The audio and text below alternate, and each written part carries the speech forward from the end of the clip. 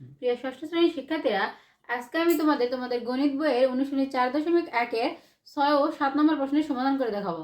তোমরা একটু লক্ষ্য করো, এখানে লেখা আছে 6 নম্বর প্রশ্নে, একটি কলমের দাম x টাকা ও একটি বইয়ের দাম y টাকা হলে নিচের রাশিগুলো দ্বারা কি বোঝানো হয়েছে তা লেখো। এখানে একটু দেখো শিক্ষার্থীরা, এখানে প্রথমে 1 নম্বরে দেওয়া আছে 3y, আর এখানে দেওয়া আছে একটি বইয়ের দাম y টাকা। তাহলে 3y দ্বারা কি বোঝাবে? তিনটি বইয়ের দাম। তোমরা একটু দেখো, 1 নম্বর সমাধান।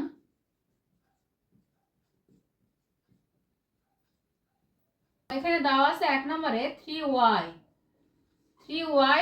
এখানে দেওয়া আছে দেখো একটি বইয়ের দাম y টাকা। তাহলে এখানে 3y তিনটি বইয়ের দাম হবে। এখানে যেহেতু y দ্বারা একটি বই বোঝাচ্ছে, তাহলে 3y দ্বারা তিনটি বইয়ের দাম বোঝাবে। তাহলে 3y হলো তিনটি বইয়ের দাম।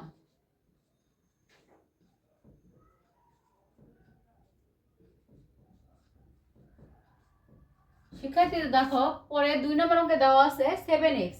এখানে দেখো দেওয়া আছে একটি কলমের দাম x টাকা। তাহলে একটি কলমের দাম x টাকা হলে 7x দ্বারা 60টি কলমের দাম বোঝায়। 2 নম্বর একটু দেখো, 2 নম্বর সমাধান। 7x হলো 60টি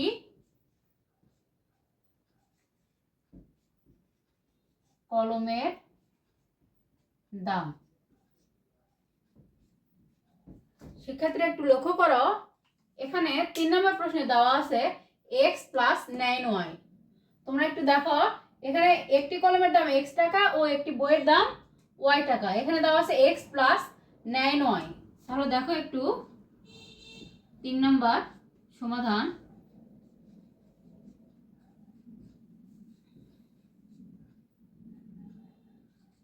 x + 9y। তাহলে এখানে দেখো শিক্ষার্থীরা, x যেহেতু একটি কলমের দাম, তাহলে একটি কলমের দাম x টাকা আর বইয়ের দাম y টাকা। তাহলে এখানে 9y আছে, তাহলে এখানে হবে 9টি বইয়ের দাম। আর এই দুইটা যেহেতু যোগ আছে, এই কারণে আমরা লিখব সমষ্টি। তাহলে দেখো x + 9y হলো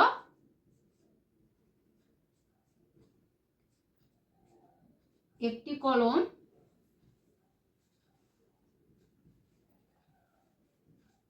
ও 9টি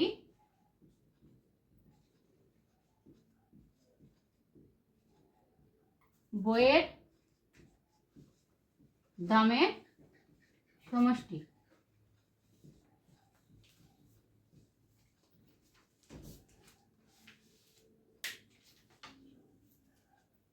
শিক্ষার্থীরা দেখো, এবার আমি 4 নম্বর প্রশ্নটি সমাধান করে দেব।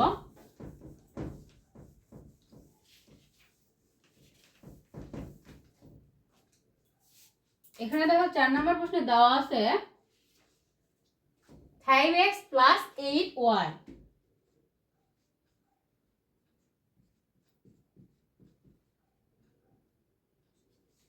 5x + 8y হলো, তাহলে দেখো শিক্ষার্থীরা, একটি কলমের দাম x টাকা, একটি বইয়ের দাম y টাকা। এখানে 5x দেওয়া আছে, তাহলে 5x হবে 5টি কলমের দাম এবং 8y হবে 8টি বইয়ের দাম। আর এখানে যেহেতু যোগ দেওয়া আছে, মানে প্লাস চিহ্ন দেওয়া আছে, এই কারণে এই দুইটার সমষ্টি লিখতে হবে। তাহলে 5x + 8y হলো 5টি কলম এবং 8টি বইয়ের দামের সমষ্টি। তাহলে 5x + 8y হলো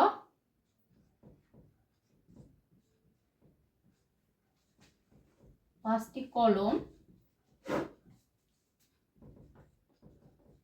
এবং 8টি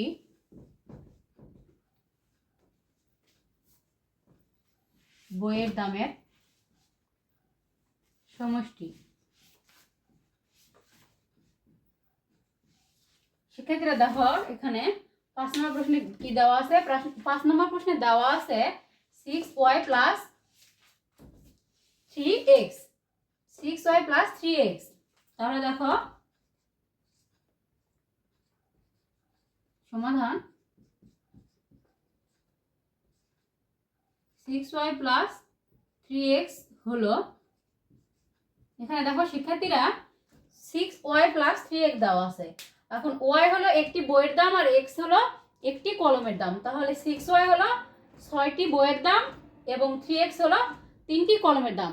এখানে যেহেতু প্লাস চিহ্ন দেওয়া আছে তাহলে এই দুইটা সমষ্টি লিখতে হবে। তাহলে 6y প্লাস 3x হলো 6টি বই এবং 3টি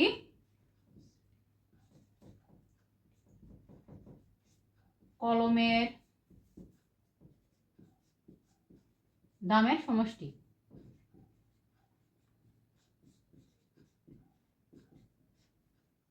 এগুলো হলো অ্যান্সার। তাহলে শিক্ষার্থীরা তোমরা নিশ্চয়ই বুঝতে পারছো